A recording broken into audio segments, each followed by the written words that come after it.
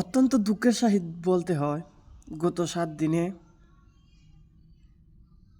মিরপুরে একজন 7 বছরের শিশুকে ধর্ষণ করে হত্যা করা হয়। সিলেট একজন, মুন্সিগঞ্জে একজন,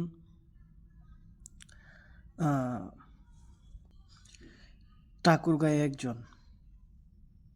এটাই যে এরা সবাই 4 বছর আর একজনের 7 বছর, এরাই যে বাংলাদেশে ধর্ষিত হইতেছে কিংবা ধর্ষিত হচ্ছে এটা নয়। বিএনপি সরকার আসার পরে প্রায় 1000 কানিকের মতন হয়ে গেছে। 1000 3 মাসের ভিতরে 1000 ধর্ষণ হয়েছে।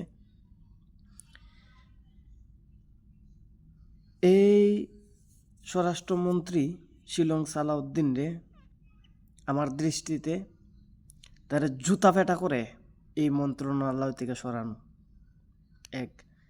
2 নম্বরে আইনমন্ত্রীর কানে ধরে তারে আইন মন্ত্রণালয় থেকে বের করে দেওয়া উচিত।